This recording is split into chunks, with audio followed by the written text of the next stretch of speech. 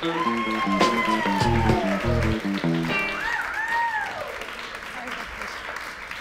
Sorry if I pushed you. You didn't. Okay, good. Are we on? Yeah. Good. All right. You guys can definitely hear us, right? Yeah. Is it clear and loud? Yes. Okay. Perfect. How are you guys? Good, how are you? Pretty good. Good. Jonah? I'm doing great. Yeah? Yeah. Just like a normal conversation. I know there's an issue with your ear backstage. Yeah, my ear is blocked, but I'm going to make the best of it. My stomach hurts, and I'm going to make the best of it. Jonah, do you have anything? I feel okay. I feel pretty good, yeah. It's probably similar out there. I'm sure most of you guys are in pain. And then a few of you aren't, like Jonah. So I think we're going to show a clip to start. Let's start with I think it. it's a clip with you in it. Yeah. Is it? Yeah. This is from Governor's Ball. Well, as moderator, I'll throw to the clip. Okay. Okay, so. So you tell me, so this is a clip from Governor's Ball. Do you have anything you'd like to ask as a moderator before we get into it? Yeah, so, well, first of all, so you guys have been doing sound advice for a while, but was Governor's Ball your first, like, off, Yeah. like, well, leaving the studio and going out actually, on your own? we went to Atlantic City to do a sound advice with The Wanted. So that was the first one that we, like, left and did kind of on location. The boy band? Yes. How were they? Great. You know, they're early 20s. I was just trying to act cool around them, and I did a sort of okay job. The Wanted was like, I feel like when they came out, it was like them in One Direction, and it was unclear who was gonna, Yeah. you know. Did you talk about One Direction with them?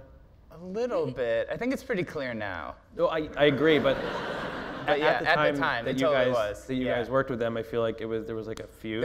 We brought it up, and they talked about it. We brought it up, and they were. We ended up not using it. They actually kind of were like, we don't have any issues with them. It's almost like, it almost seemed like it was like a media thing, like the media wanted them to feud. Just like if you and Rachel form like a brother-sister band, and we form a brother-sister band, the media will probably want us to feud. Let the record show that Rachel and I have a brother and sister. Well, we have one too. Oh, you do? Yeah. Okay. So, Well, you heard it first. One more thing about The Wanted before we throw Yeah. it the clip. Let's get into it. Is that I think if you, now looking back on it, it's like One Direction was branded as like, you know, cool teens, and The Wanted was branded as like, which they may have like jumped the gun on this, like the boy band that you'd be having like sex with in Ibiza. Yeah, I think you're right. Can you comment on that as people who have worked with them? They do have like a more like, they were more like, we'll talk about anything, and like, you know. Really? Whereas, yeah, kind of. I don't know, you like watched their whole TV show, and you like pretended Yeah, that you were, like, for research, I watched The Wanted live. Vanessa knew like everyone who worked with them. She knew them all by names from the TV show. Really? Yeah, it was Yeah, 'cause it was for really well researched. Yeah. You guys know their hit song? It's Well, they have a. Filthy. Which one? I'm. Oh, I'm glad you came. Yeah. Yeah. But it's like here the way that you know it's filthy, and like part of my work is writing songs, so I feel like I have the tiniest amount of ability to speak to this. Okay. Is that it's too dumb a lyric for it not to be a reference.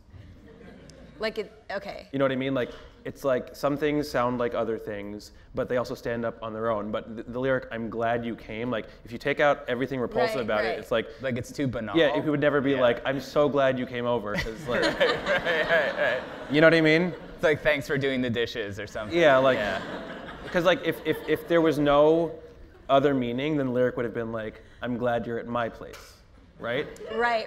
Or Or like I'm glad you came to the party or Yeah. the restaurant. Do you guys want to throw to the clip? Sure.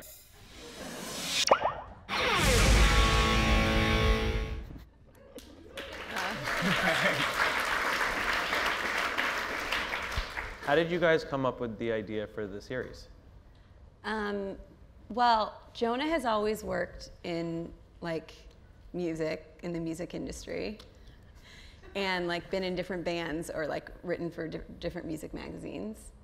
Right. So when my bands would play Chicago, Vanessa was doing comedy, and we would like always have her tell jokes before our set. Oh, I heard about Yeah. And no one they really were bad. And also Jonah's always been in like super, like pretty hardcore punk bands. So like it would be like all these like kids ready to like rage, and I'd like come on stage and be like, "What's with Mondays?" And they'd Yeah. and they'd be like, "Who the fuck is this Like, girl?" we would Jonah and I, we, for some context, we both grew up in Jonah in Cleveland, me in New Jersey, but in Cleveland, right? Yep. Yeah. And you too.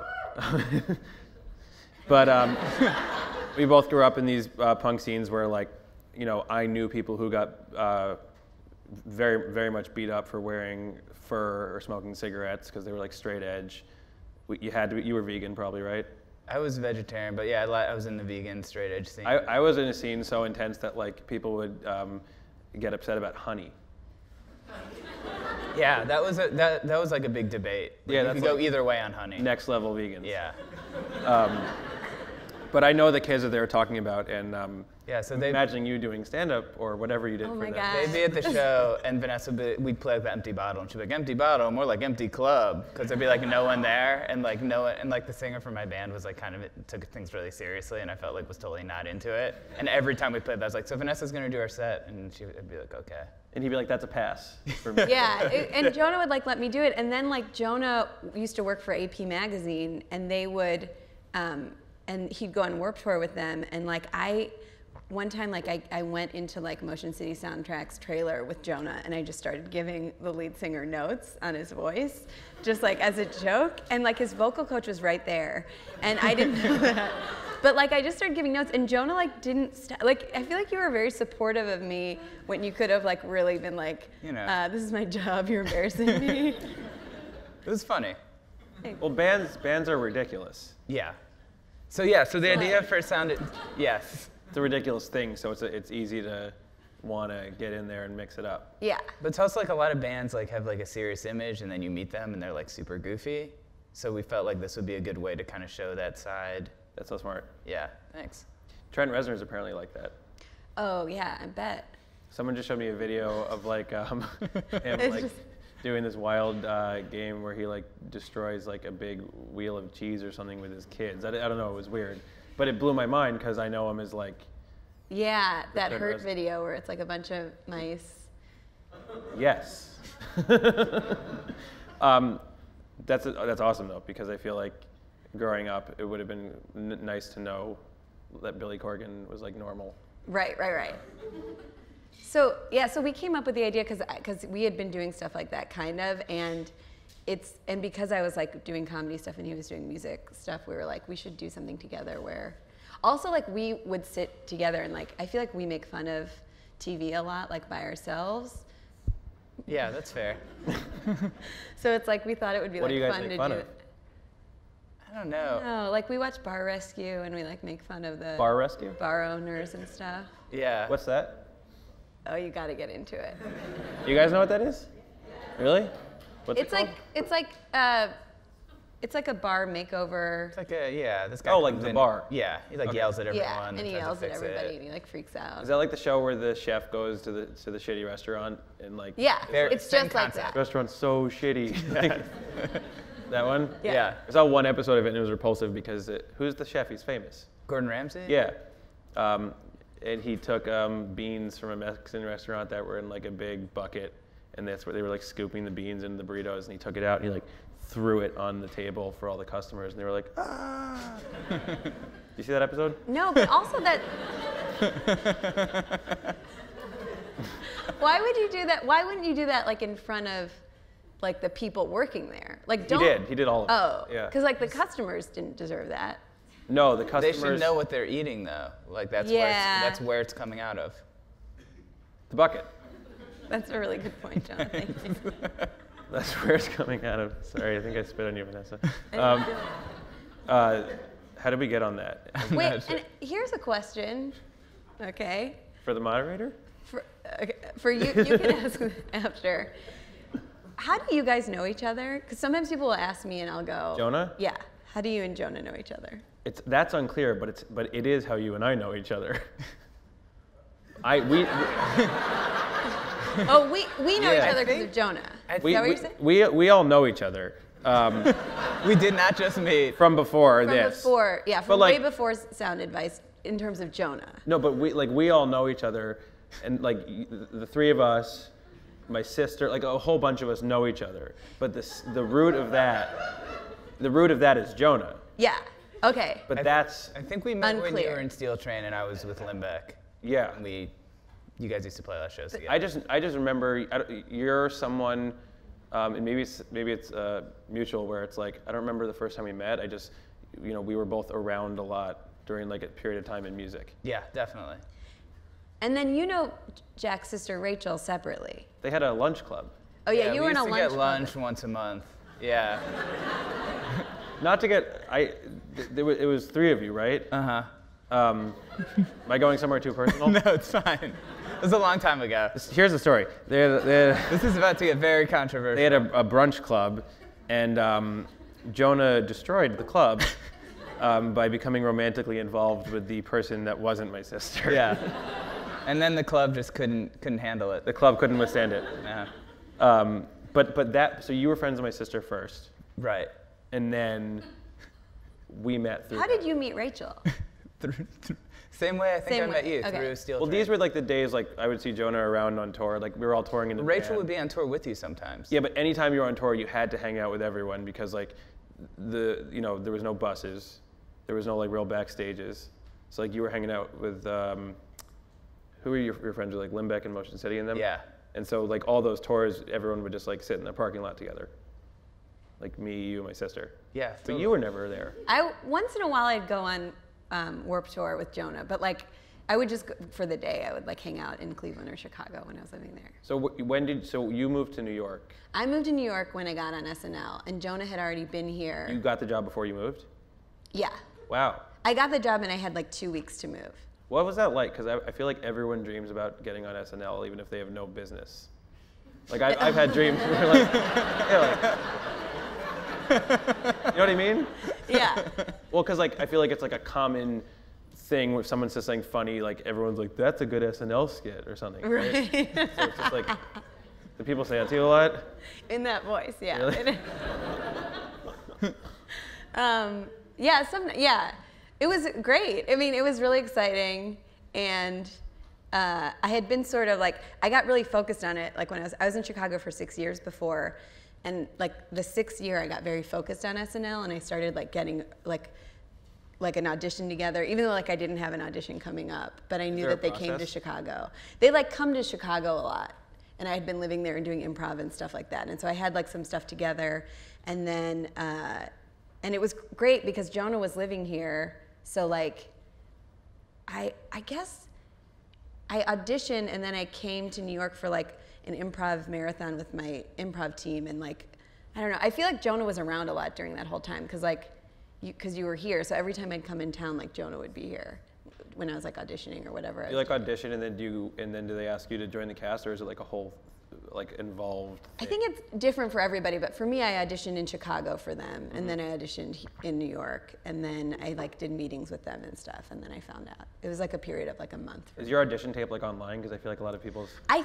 don't know if it's online. I mean, I know that like we on our server at work you could see it, and I won't watch it. What'd you do? I did like a Miley. I did Miley. That was my first thing. Thanks. Isn't it cool that you did Miley in phase 1 of Miley? I mean, the timing of it. It's wild. It's crazy because she was just getting popular, and like it was so weird because like no one had done her yet on SNL, but I guess because she wasn't really that popular yet. And then like basically as soon as I auditioned, she like started blowing up, and then she just like kept it going. And like I feel like I owe my entire career to her in some ways. She did the show, right? Yeah, she did the show my first season. Okay. And then she just did it again this last season, and it was so great. She's really funny. Was the Miley thing something that you would like do around the house? Like, is it something you remember? No, that 6th year that I was in Chicago, I just got very focused, and my dad kept being like, "You need to have impressions," and I was like, "Oh, that's true." But yeah, Vanessa would do Miley, and I was like, I don't know who that is. I was like, it's like a funny impression. I don't know if it sounds like her though. Yeah, yeah. But you thought it was funny. Yeah. Yeah. That's the problem. Is some of my impressions. They're not funny. So you did that. What else did you do? You're being a great moderator, by the way. I'm trying. Yeah, really moving Can I explain things something really along. quickly? About 5 fucking minutes ago, they said you're the moderator to me, okay? And they also said you're allowed to curse. But not on the fault of the 90s, because I think I knew that. I knew Yeah. that you were the moderator. No, I want to be the moderator. Yeah. Because here's what happened. I got told that I was the moderator, and I was really excited, but then I got worried, like, if you guys were going to think that, like, I was going to just, like, come out here and do too much of the moderator. You if can't. You wanted to be the moderator. No, I knew that that was your job, and I was Is this thrilled getting about too it. Jewish for 92Y? Getting super neurotic. You guys are Jews? You know No, that? I know. Oh, Yeah, God. yeah. We got it. You're Jewish, right? That's a bit, right? Yeah. Yeah. He is. Because of my face. No. No. It's funny because it's obvious. I don't think so. I feel like that's not a thing anymore. Really?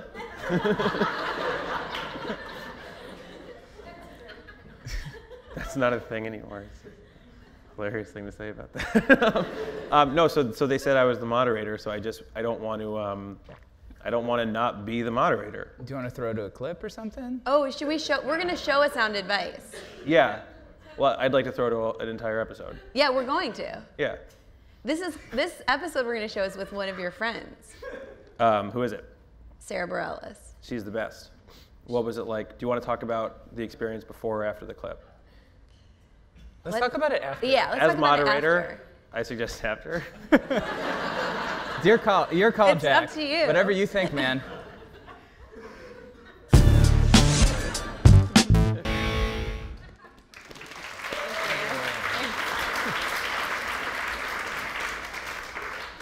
That's my favorite one. Oh, that's so nice. Yeah. Even more than the ones you were in? You can't judge. I can't judge. Oh, right. Of course. We did the first one with Fun. Yeah. And it was, we weren't sure if we could get someone to do it because we didn't have any videos to show. We could just kind of explain what it was. But we always knew, in my mind, it was always going to be you guys first. Really? Because and I had that line in my head of But I think we're also I think Jack's band's too popular to do this. Yeah. And then you're like, no, we'll do it. But then we almost didn't show up. yeah. But you did. Well, it wasn't me. Someone else. Well, was, someone was sick. Yeah. They were sick. I don't know why. No. Yeah. But then we I don't know why I did that. Everyone because they still weren't sick. came. It was so nice. Yeah, it was just when you deal with 3 people, it's someone can get sick. Then you guys had to do such a huge show that night, so that it makes sense that right? Wasn't You guys it that? played at that pier with Tegan and Sarah that night. Yeah. After we shot it, yeah. Yeah, that was neat. They shut that pier down because it was loud and people got pissed off. Oh, really? Yeah. Or they stopped having the shows on the pier. But that was exciting. Well, because bands, it's kind of it plays a lot into what you guys said about why you started. It's like sometimes when you're in a band or you make music, you're entirely tied to what you do, and you have to be that all the time. Yeah. And very often, you don't write music that's silly because Right. it's not worth it. You know, Right. and, you write about very serious Only room things. for so many Weird Owls. Yeah, and the answer is 1. But you write about things you've been through. You write about Yeah. very intense things, so it's that's what you become known for. That's what you play. That's what you perform live. So it's this whole thing about being a human being, which is being really silly and having a really good time. Sometimes bands don't get to do that. I feel like all bands wish they were comedians, or at least wish they could be on your show. Well, yeah, that's so when you guys nice. called us, we're yeah, definitely, we'll Yeah. definitely come on and not talk about how hard it is to tour or what this song meant or this or that. And I think all comedians want to be musicians. Really? When musical guests come to when musical guests come to SNL, we're all always so in we to us that's the cool. I don't mean to speak for every comedian because probably. Well, so one of the guys on your show isn't Jay Roach. Doesn't he actually? That's his name. Oh, Jay, is that his Pharaoh. band? Yeah. Who's Jay Roach? Is that a singer of a band that we like? I don't know. The name sounds familiar. I think Director? maybe a comedic actor, He's a director. or maybe he's a director. Well, don't tell Anybody him. know who Jay Roach We is? didn't know who he was. Doesn't he put out? Jay does. music? Yeah, he raps. Yeah. I mean, so do Jonah and I. But just talking about Jay specifically. But yeah. But I think a lot of, not every comic, but comics think musicians are so cool. Really? Yeah. Well, comedy's so neat also because it's I remember someone I was about to say I read the Steve Martin book, but I didn't. So someone read the Steve Martin book and told me that there's this section about him like headlining Madison Square Garden, and he like showed up in like a rental car with like him and his tour manager, and I thought that was the coolest thing in the world. Like comedy's like so free. Same thing with Like writing. Like you can just literally go do it. Where sometimes touring and being in a band, like it's so hard to put it together and make it actually work. Oh, well. Like you could show up at the Comedy Cellar. Right. Which you do. Well, I did. That was actually my first time ever going. Oh, really? The other night, yeah. The other night, Vanessa showed up at the Comedy Cellar and did something. And when I heard about it, I was like, oh, cool. She's one of those comedians that just shows up there. I know. I shouldn't have said anything. You guys would have all thought that. But we saw you. We just saw Bleachers play at the Yeah. Gramercy Park Hotel. That was like a pretty... Yeah, but it still took forever to like load in and like do all this stuff. Right. It just sucks comparatively, like to like just like walking on stage and like I guess if you're a comedian or any kind of storyteller like that, it's just like all you need is your body. Yeah, but then a lot of times people don't like what you do. You know what I mean? So then it's like just you, and you're like, sorry, this is all I've got. You don't have like the fancy light show. What's You that? don't have like a fancy light show. Well, that's true. That is a good point. Like in a band, you can always hide behind like a you don't get it type thing. But I feel like with comedy, like they're responding or not. Yeah, but also I think like you guys don't really do a lot of hiding. I feel like you're very But that's expressive. stressful too, because Yeah. like if you have the kind of show where you need the crowd to react, like that's probably like a bomb joke or something. Like if you tell Yeah, them, no. and then they don't. Yeah. Has that happened to you? Yeah, like one time, anyone ever been to the Greek Theater in Los Angeles? You have? All right, so I'll just talk to you. So like that's an example of a venue where like people like bring a throw and a roast chicken. Really? Am I right? Or like the Hollywood Bowl is another bullshit venue. Like it's nice, but like people like go and like bring a cigar. Like it's not like a place where people go to see like a big wild. Point of the story is we did some shows at the Greek Yeah. and like it was terrible. Like it was like. Did people throw stuff? No, they were just like. Like Do you know what I mean? What's your name? Macy. Nice to meet you. Jonah. Guys, that's Macy. But so that can be, I think like, well, it's like I guess it's similar like comedy or music. Like when you do something on stage that's supposed to get a very specific reaction and it doesn't, it's very sad for everyone, including the audience. Like, Yeah. It's very painful to watch a comedian that's not funny, or to like see a band that's not really like doing. Yeah, that's true. But I will say, Writing is because you get to be alone, don't you? yeah, but you don't really like. I just wrote for like an award show recently, the Alternative Press put on, and that was cool because you got to like see people reacting to stuff. Mark Hoppus was hosting it. And You Yeah. get to see people reacting to stuff you wrote, but normally, you just get like comment section and people just being horrible. Which is just the worst. That's human true. I beings guess on earth. people can. Yeah, so that's like the only real feedback I get, and I try not to read it.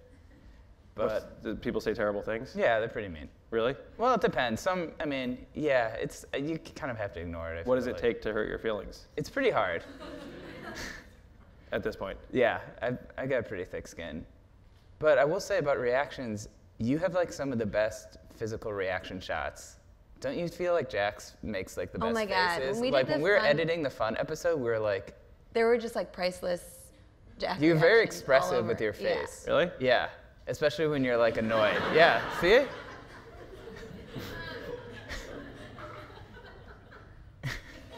Sorry, did I make you really self-conscious? Yeah. Well, the lights are hot. Yeah, they're hot. They're hot. Yeah, they're hot.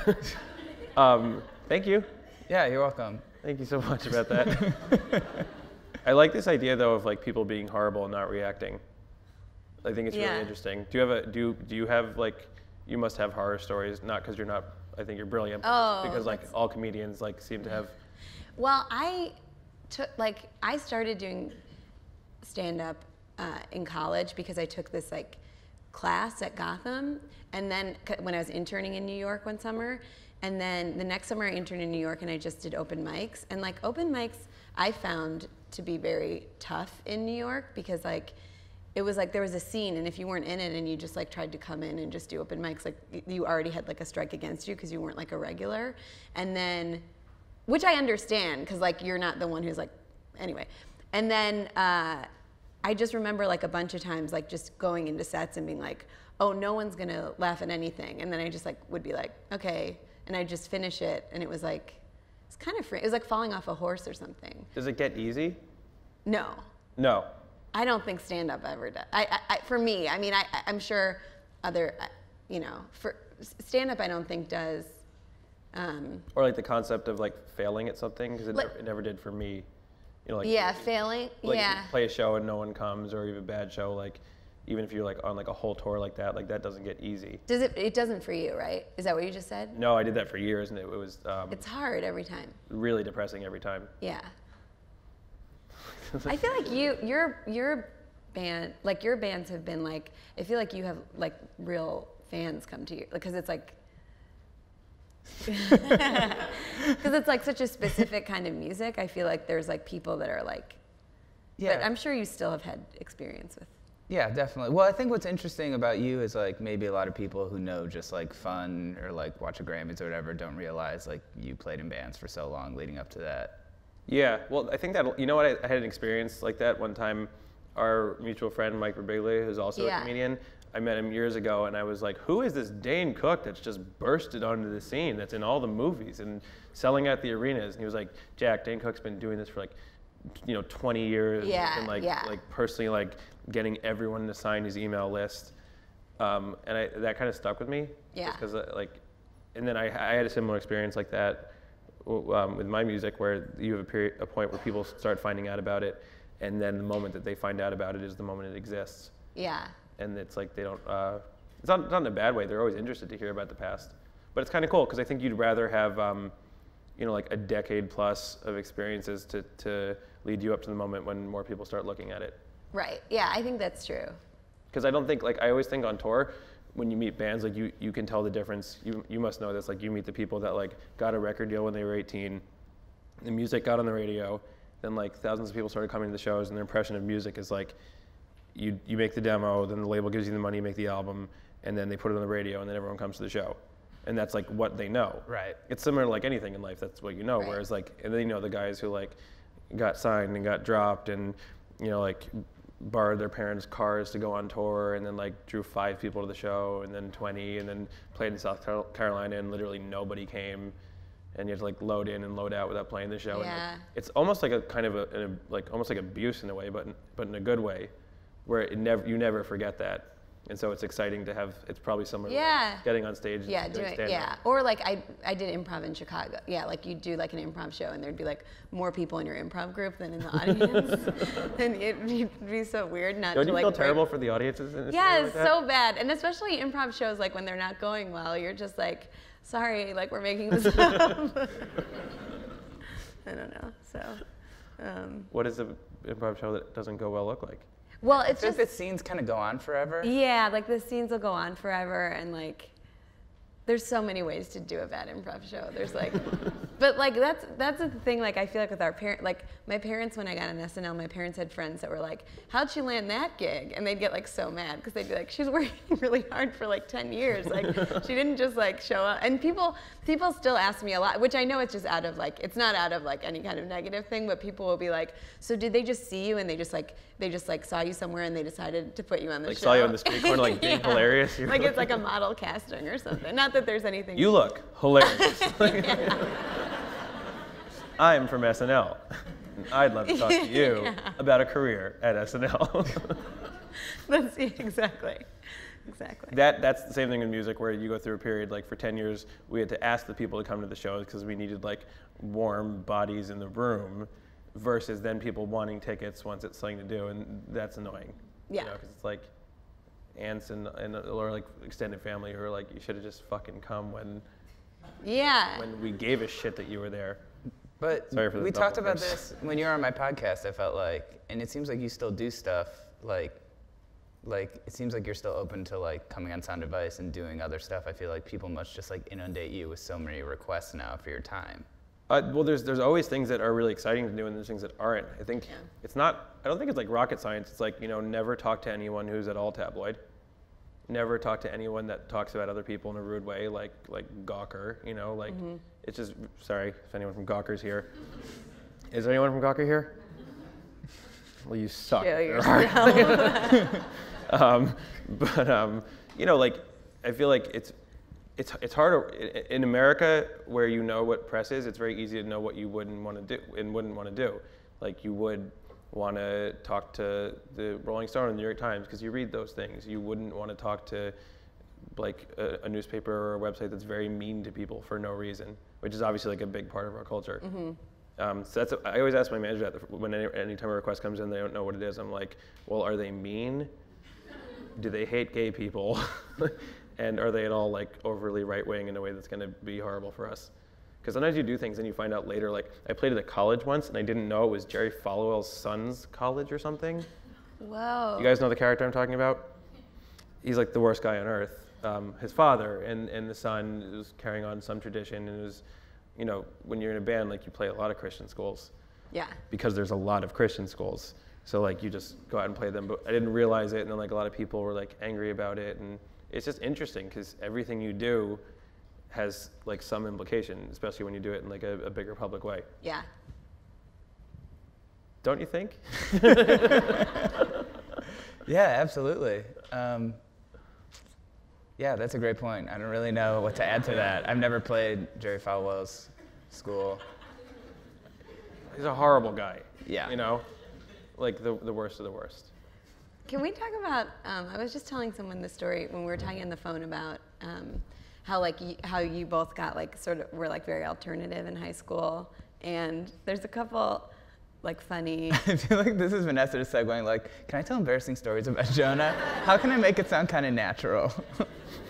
Well, we were talking on the Your phone, and we story. were talking about how rough and alternative we were, and then Vanessa like went on this thing about how uncool she was, and like the end of the story was like she was like oh, it was like, you know, terrible because it was like you have like a few great friends and then like some other like really good friends, and then your prom queen, like what was it? Did it end with her being prom queen?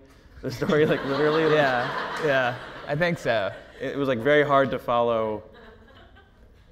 Like it just seemed like it was you know, she had friends. Well, but I always thought Jonah was like cool and like listened to cool music, and then Jonah would like play like NoFX on our way to school. He would like blast this like punk band NoFX, and like I'd be like in the passenger seat like whatever. It's just like we listen to NoFX, and then and it's funny because like in high school, I don't know. In high school, everyone knew me as like Jonah's little sister, and then now when I'm at SNL, like because Jonah knows so many people in the music industry, they'll be like, "Oh, it's Jonah's little sister." Like all the like managers Is Jonah of the older? bands and stuff. Yeah. How old are you? 2 years I know older. a lot of people think that I'm older, which is like I guess an insult. No, I didn't. Yeah. Definitely an insult. Not what I was thinking. Yeah. I just hadn't thought didn't about. know. I just hadn't thought about it. Who's older, you or Rachel? What do you think? You're gonna say what you don't think. I think you, so I'm gonna say Rachel. Rachel's older. Rachel is older? Yeah, but she's shorter, which is why you think I'm older. Yeah. But I'm Because her actual I'm face shorter looks than older. Jonah. You're shorter than Jonah? Yeah. Yeah, and Jonah's older. Yeah. Yeah. So But- that's why we think Jonah's older. That's the thing that I Jonah's feel like lived is a longer and is universal. like grown taller. Jonah living used longer. to, when we were little, Jonah used to say that because he was 2 years older. Are you 30? I'm gonna turn 35 this month. Well, really? Yeah. And you're 30. I'm 32, You're 32. but I'm gonna turn 33 soon. I'm the youngest of the three of us on stage. How old How are old you, are you? Jack? At 30. Yeah. I don't want to ask Rachel's age, but what's the age difference? You don't. It's 2.5 years. Yeah, that's like about what we are. We're a Yeah. little less than 2 years. But there's something like turning 30 is interesting, but then like I haven't gotten into my 30s yet, so maybe you can comment to this, but it seems Are you 29? I'm 30. So I think that you've gotten into. no. I mean like You're not in. in like the numerical sense, like how old are you? 30 versus like how old are you? 31, you know, or 32. Okay. 33. So it's like that seems more stressful than like turning 30. I feel like Comment on turning that. Thank you, moderator. I feel like turning 30 is a little stressful, but then once you're there, you're like, well, I'm here. So it hasn't gotten more stressful as you've like seeped further into your 30s. No, I mean, I don't really think about it that much, I feel like. But, you know, like turning 35 this month, I finally had to like think like now I'm like in the middle of my 30s. It's harder for a woman, you know, because obviously biologically, it is. Yeah. I think No, it is. because I talk. Yeah, yeah. I'm in a relationship. We talk about it a lot. Like, so that it's just interesting the things you have to think about. Sorry. I think about it a lot. You know? Yeah, we have problems too, though. Like, you got to figure out where to put your Grammy. Yes. Like, that's a big one. Yeah. If you can impregnate your Grammy after a certain age. Yeah, I feel like you and your girlfriend are doing very well. Well, it's in hard. terms of age, like how much success you've had in terms of your age. She's younger than me, so as far as like having a kid, that's easier. Yeah. Because it's less of the balance is like, you know, because you see people in relationships, or at least like heterosexual relationships, and then like the idea of like when you have a kid or what. Right. Like my sister, I don't know if you think like Rachel talks about like having, this is going to a weird place, is it? No, but what you're saying is right. Like Yeah. yeah. Like it's yeah. Yeah. And it can be harder because like when you're in like this industry or whatever, like it takes a long time to get to. What was that? That was God. Just kidding. He was like, don't. Classic Jack Antonoff reaction. Yeah. But like it does. It takes some time to get. Oh. Was that you back there? No. So that sound happened, and separately you came out. No way. What were you going to say before I read this card? No, I was just going to say, you had a good point. About? It takes a certain amount of time to become successful in this industry, and so like if you are a woman, it's hard because like you also have like, you know, if you want to have kids or, you know, like you have like, although now there's like a lot of ways to have kids and like. Did you see The Business of Being Born? I heard about it. Did you see it? No. Have you guys seen it? Yeah. It's really fascinating. Yeah, because there's like so many. There's just so many ways to do it, and there's so many arguments for every way to do it, and then Ricky Lake has a baby in a bathtub, and then the movie's over. Well, I definitely want to see that. Yeah, at least watch the end. I've just received a card. Vanessa, when will you have children? Just kidding.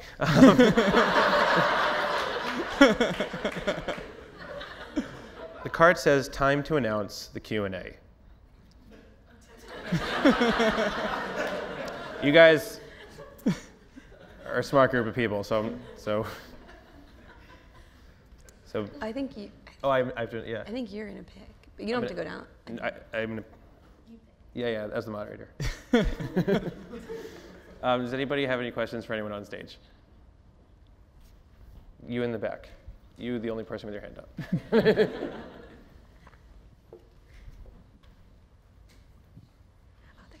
Hi. I just went to your first season of SNL. I remember I went to the bathroom downstairs because we were camped out, and you were eating with your family. And I remember thinking, like, this is probably one of the last times she can do something like that because no one was, like, bothering you. And I was just wondering, like, if it's harder now for you, like, when you're out and about.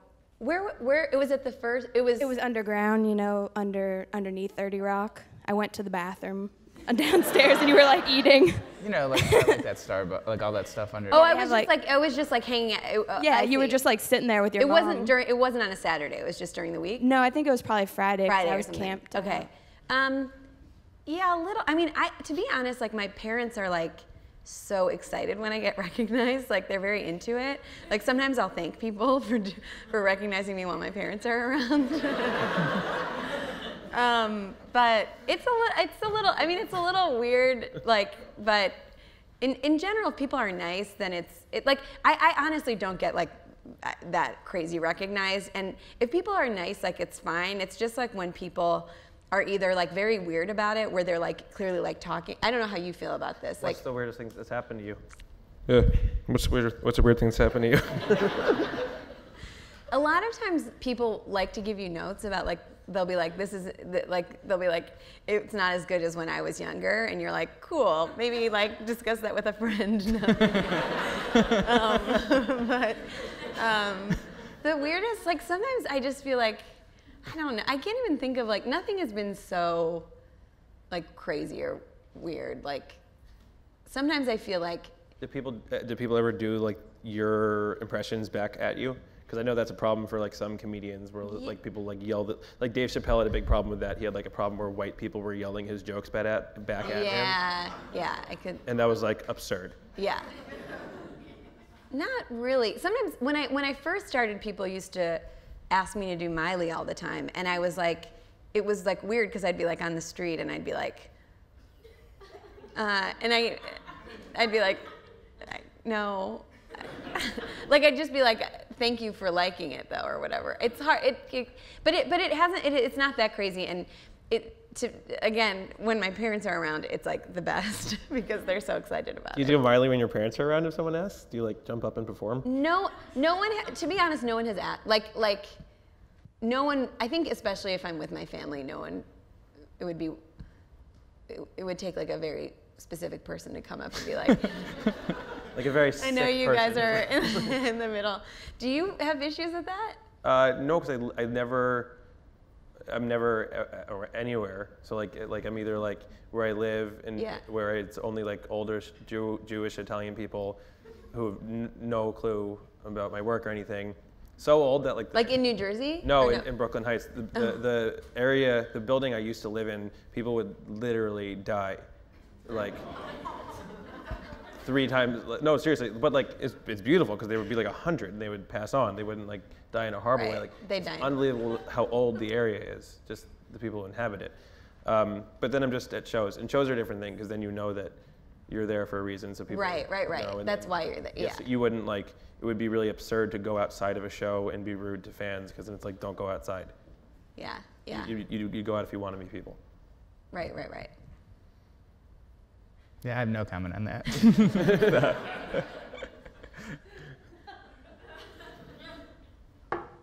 Oh, yes. My question's for Vanessa. So I love the group of women who are on SNL right now. I think you guys are the best in the cast. And one of the I think one of the weirdest, funniest thing that's been on in years is the Cecily Strong and you doing the ex-porn stars. Oh, yeah. Oh, thanks. And I was just wondering how you came up with that, because it's so crazy. And also, if you've ever gotten any of the free stuff that you guys are shilling for on the show. That's a great question, because I'm so into free stuff. And I won't say that that's why we wrote it, but it maybe had a... Well, so... We were just like we were going out to dinner after, like on a Monday night or something after like a pitch meeting, and then we pitch ideas to the hosts on Monday. And we saw, there's like a Swarovski like pop-up store that goes up in Rockefeller Plaza around the holidays. And so we just like started doing that voice. And I think that's like where it came from. And like we both, it's weird because I didn't realize until because I almost never watched the show. I didn't realize until I watched it that we actually talk in a really, like we're really different when we do it. Like I thought we were doing the same thing, but we're not, which is great, you know. But so we just started doing kind of like that voice. And then after we did that, Swarovski sent us both a card, and they called it like enjoy. They said like enjoy these sharky crystal, because that's the way that like Jamie Foxx said it. They were like enjoy these crystal. They got us like champagne flutes that were like they had the base of them was crystal, and then the whole stem is like filled with like 1 million crystals, and it was so awesome. And we kept being like the plan worked, and then. And then after that, no one has said, like, I think everyone else is like really mad about it. But also like with some of the stuff, it's like those, like some of the stuff that we do is so expensive that like, it would be insane. Like if they gave us stuff, we'd have to like report it on our tax returns. But that's a great question. So is yours. Jack, you're doing a great job, by the way. Jack, you're doing so good. Yeah. It's all very new. Hello. Moderator. This is for you, moderator. Okay. Okay, so first of all, the shows that we've been to of yours the last week have been insane and amazing, and not only the best of what you've said you enjoyed the most out of 15 years, but it's the best shows we've been to ever. Amazing. Thank you. I think I don't want you to think that we're not at all satisfied with the body of work you've presented, because Bleachers is amazing. But do you have any plans for B-sides or anything like that, like things that you didn't get on the record that you might? For the Bleacher stuff? Yeah. I didn't really write more than the album, which is something I've never been able to do. Like a lot of artists will like write 30 or 40 songs and like pick the 12 best, and I've only ever just written the songs in the album. But with that said, like I think that record cycles, especially nowadays, have become so long. They're almost like 2 years, and sometimes longer before you put out another album, that I've already thought that something needs to happen. Like, well, there was a bunch of acoustic versions that came out with the album, but I hope those have leaked online. Have they? Cool. I know, but yes. But I want to do more stuff. I want to try to do. I keep thinking that like everything goes wide online anyway, so might as well make it really interesting right before that moment. So maybe like I've been thinking like a series of like live vinyl, and only making a bunch of them, and then people who are really excited can have that, and then the world can just have the actual music. But just I want to do a bunch of live stuff, and maybe my old band Steel Train. Did you ever hear that Terrible Thrills album we made? Of course, yes. It was, for you guys, anyone who doesn't know about it, it was a 12-song album, and then we had 12 female artists reinterpret each song. So almost just like a mirror image from the opposite gender. So I've sort of toyed with the idea of if there could be a volume 2 or 3, or if that could almost be like a concept that anytime I make an album, women remake the album. I'll do it.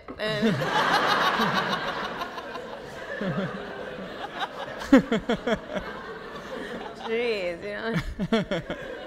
But I'm also really busy with touring now, so I doubt I'll get the.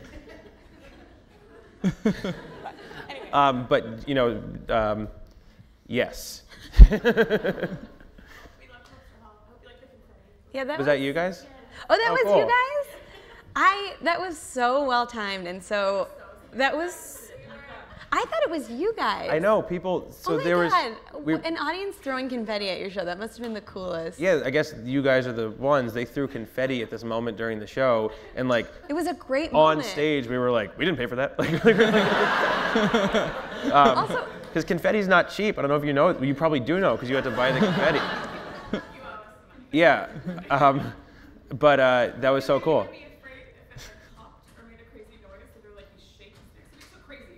I feel so known because I would have freaked out. That's so nice. I would have thought it was a gunshot if it was the pop ones. And everyone, like a lot of people were like, almost everyone I talked to after the show, like family members and friends were like, great show. What was the confetti? Because it wasn't enough to be obvious that coming from like it was like a piece of production, but it was more than someone just throwing it. So it's awesome. Big impact on all of us. Yeah, that was so cool.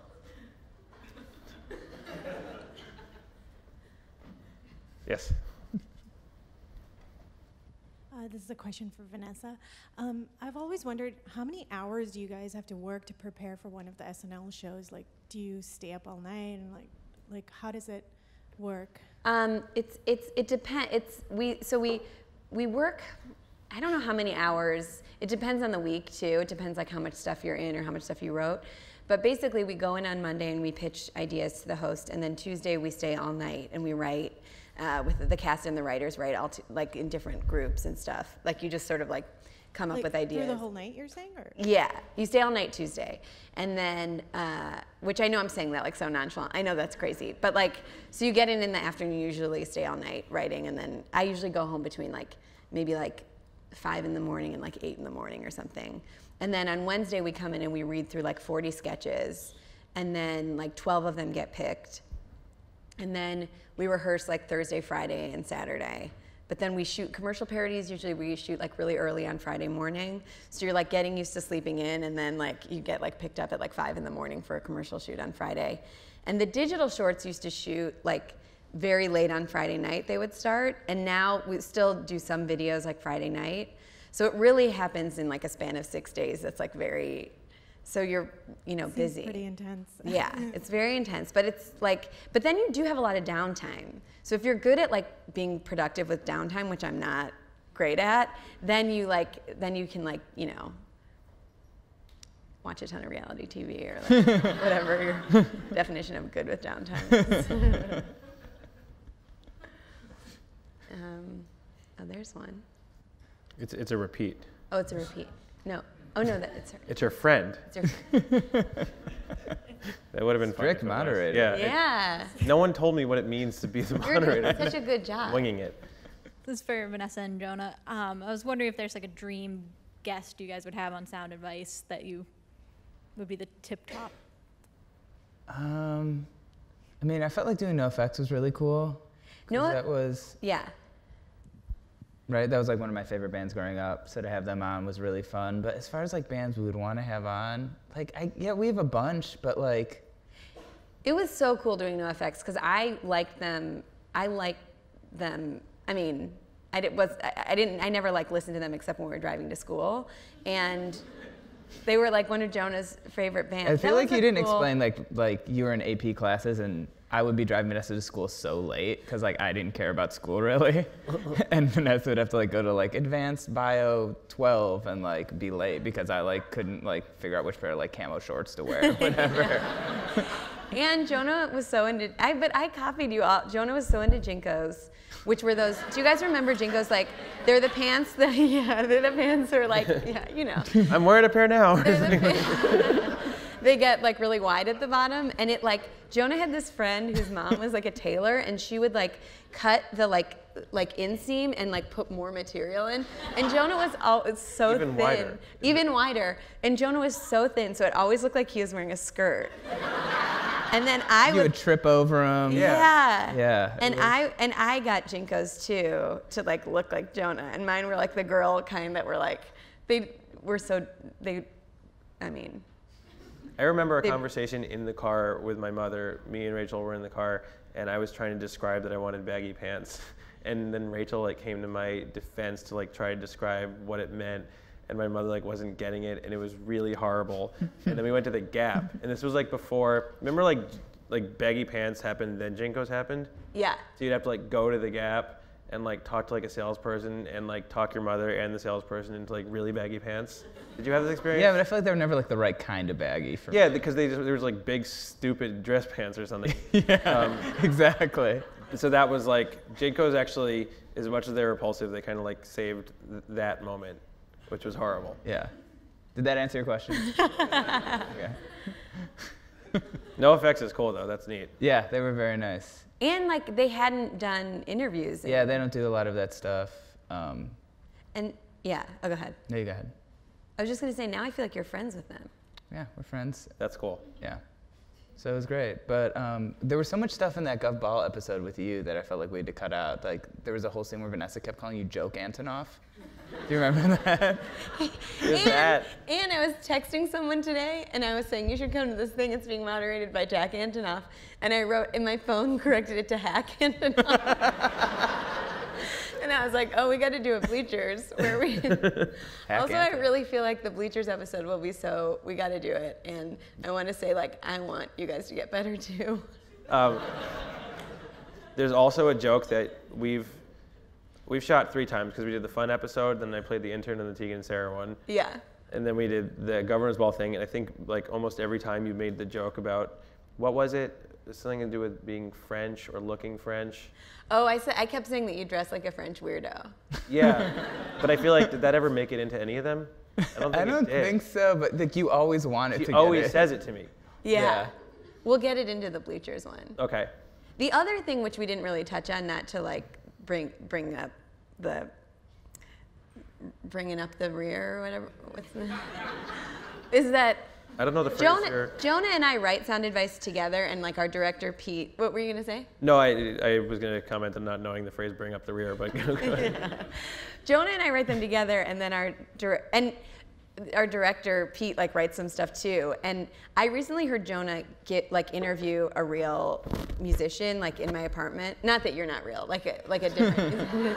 And I was like, oh, the reason Jonah's good at writing these is because he like knows how to write good interview questions. So then he knows how to write bad ones. Yeah, but that's the fun part. Yeah. That's the fun part. And then, but then I was gonna say, sometimes we'll write all these questions and we'll be like, man, these are so awesome. They're gonna kill. And then like we meet the artists and we're like, we've never met them before in our life, kind of. Like Amy Mann and Ted Leo, our first joke about them was like, It was, your band's called The Both. Is that because they're both almost ready for Social Security? And they were reading it right before, like, when they came in, they hadn't seen the script. And I was really funny. Yeah, it's funny, but, like, I was like, they don't know me? Like, what if they're, like, We were like, I started, like, freaking out, and they were totally cool. Yeah, you were like, I was gonna leave. I thought about just leaving.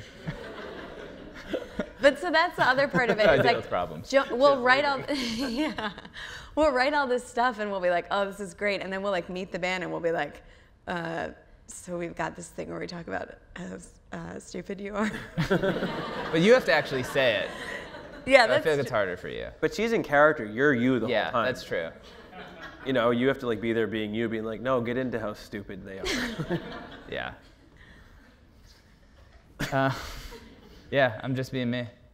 That's all I know how to do. And that's all everybody wants. Thank you so much. That is, it's the truth, my brother. Are there more questions out there? So what made you decide to have 2 drummers in Bleachers? I asked someone that during your show. Who? A family member? No, I asked, well, I was at the show with Sarah Bareilles, and I said, why do bands have 2 drummers? And she's like, I don't know, it's stupid. She explained it to me, Really? kind of, yeah. Well, it's not, I wanted 2 drummers because, Well, not, yeah. well, no, go ahead. No, you go, and then I'll see if what she said was the same. What, okay. Well, the first part is because I saw the Allman Brothers when I was really young, and they had 2 drummers, and I was like, cool. I thought it was like extravagant and neat. But then it's actually a very literal thing, because on the album I would, is this a yes so far? Yeah. Okay. Well, that the part Allman she Brothers. didn't know about the Allman Sarah's like, well, the Allman Brothers Influenced Jack Antonoff. is where it all starts. Also, you wrote a song for Sarah, right? Well, we wrote a song together. songs together. We wrote a bunch of stuff together. I knew that. So. Yeah. That's great. No, that's really cool. I was starting to do a bit, and then I thought. Well, No, but tell us the bit now, because if it doesn't work, it's okay. I was just gonna go do a long bit about how like I knew that, and isn't that cool? Do you want to? I'll skip it. You want to move past it? Yeah. So then like, but then it became like a very literal thing where it's like when I was making the album, I would program a beat on like an MPC. So I would have this like digital beat, but then I wanted the album to be rooted in like, you know, both very electronic sounds and organic sounds. Then I would play a different drum beat live on top of it. So very literally on the album, there's like a program beat and a live beat. So like, I don't know if you saw the drummers, they have like these pads. So they're always trading off. Like one guy will be doing like a very live thing while the other guy is like supplementing it with all these program things. They just kind of bounce back and forth. And I just, sometimes more is less. Like sometimes the more you add stuff, like tracks or drummers or whatever, it actually makes it sound smaller. But for some reason with those 2, it really works. Is that what Sarah said? Yep. Yeah? Yeah, she said something about. She's like, Midnight Rider, Eat a Peach, Whipping Post, The Allman Brothers, Vanessa, look it up. Yeah. And That was funnier than you guys gave me credit for.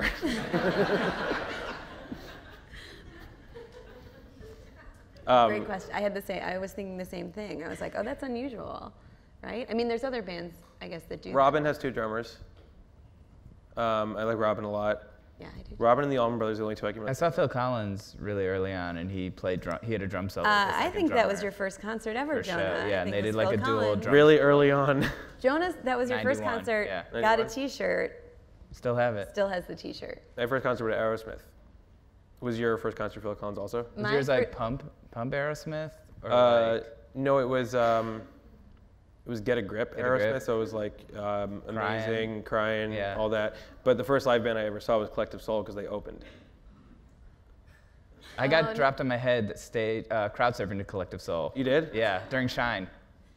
Right on. Yeah. But I met one of the guitar players in Collective Soul years later, and I was like, you were my first show ever, and I thought it was like, it's probably one of the reasons why I wanted to play music, because like how amazing live music is. I was like, this is the first thing I've ever seen, it's so incredible. And then like right away he launched into this whole thing about like their shithead manager and they're making $150 a week on tour with Aerosmith, and I was just like, don't tell me, man, like this is terrible.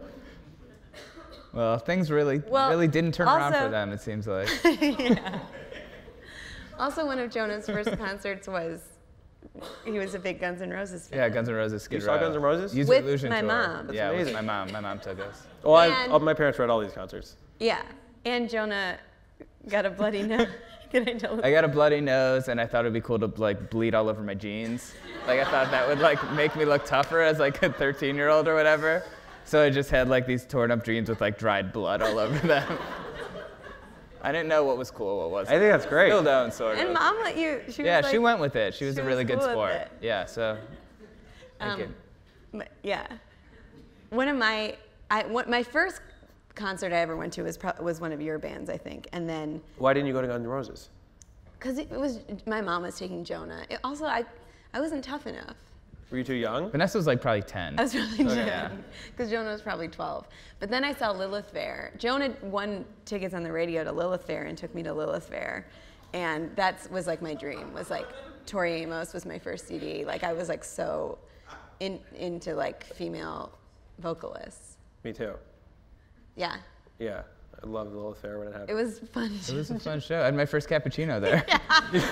That's all I remember about the show. I was like, what is this, coffee? But it's sweet? Like, this is pretty good. You know what I like Came about out of a Lilith Fair is, machine. at Lilith Fair, I read a thing once when I was that age about how the women overthrew the men's room, and I thought Really? it was Really? the wildest thing I'd ever heard. It's pretty wild. Yeah, it's pretty yeah. cool, right? Yeah. Any other questions? We have time for one more. It's. It,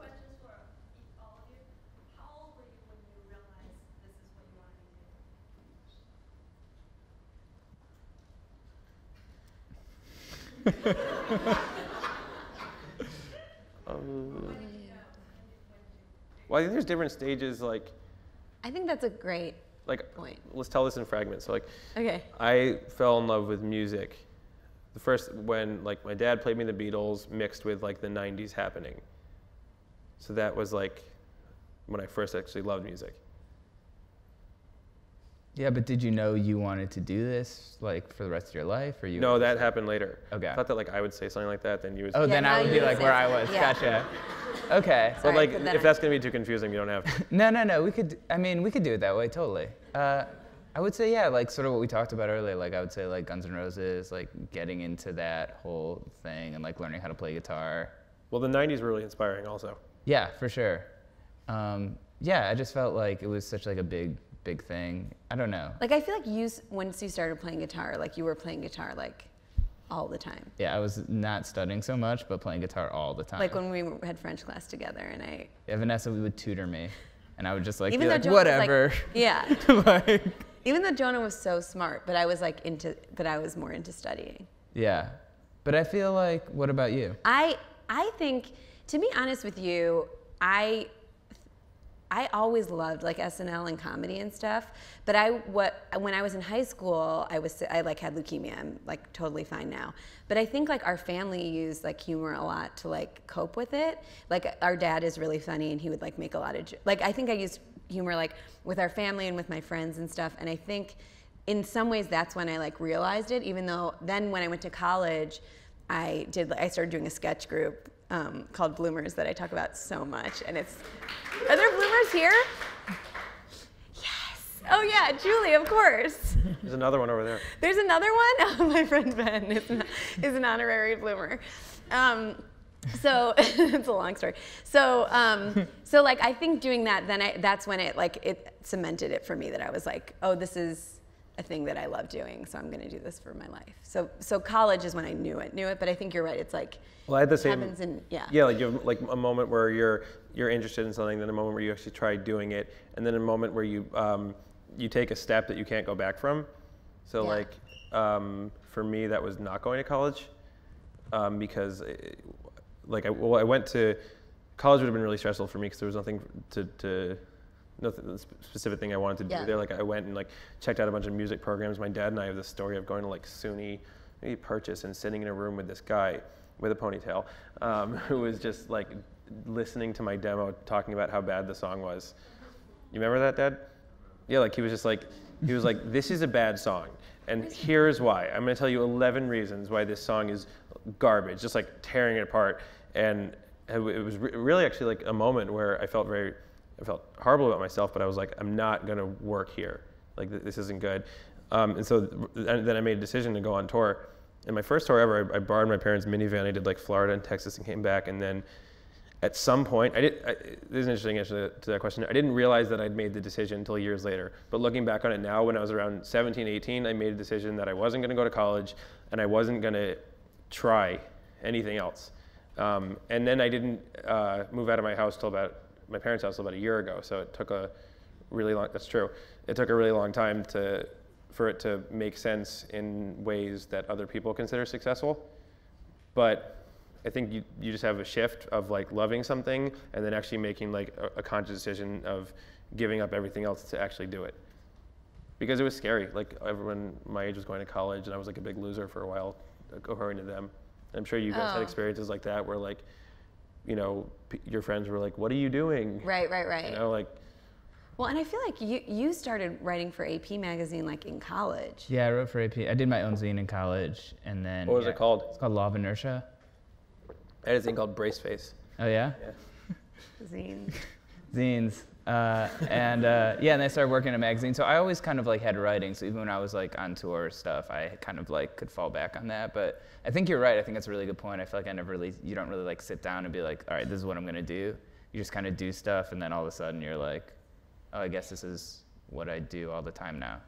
Yeah, but like maybe looking back some years later, it's almost like maybe you were more brave than you thought you were at the time. For sure. Like it seems like a bunch of things just happened, but I didn't try anything else. Yeah, I think that's true. I remember my mom a couple years ago was like, a friend of mine has a daughter who wants to go into comedy, but we think she's gonna like get her degree, like a graduate degree in like it was like counseling or something. She was like, so she has something to fall back on. And I was like, that's the worst. Like, not that counseling, that's a great thing to do, but it's like this, I think as soon as you use that phrase, like something to fall back on, then you don't do the thing that you wanted. I tell people a lot because people ask like, how do you get started? I'm always like, just go on tour. Like, like if no one, because there's a huge amount of delusion that comes with it, in any other profession, or even in this profession, like just from, I won't put this on you guys, but with my experience, I had like a solid 6 years of the universe like saying stop.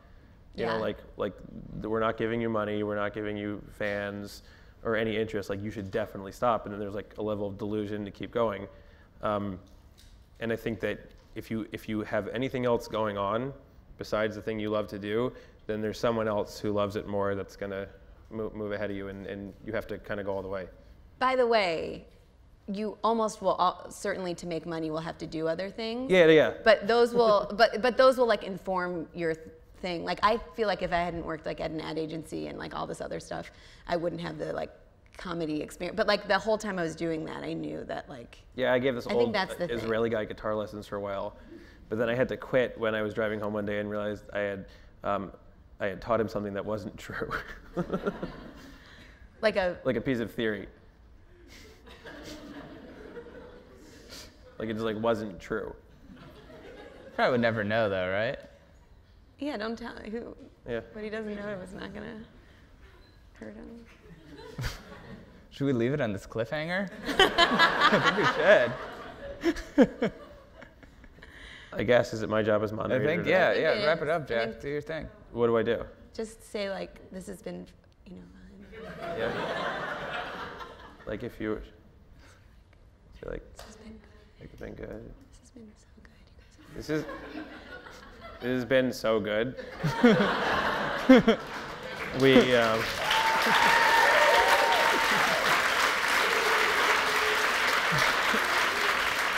it. Thank you guys so much. Thanks that was a lot of fun. much. Thank you. Take care.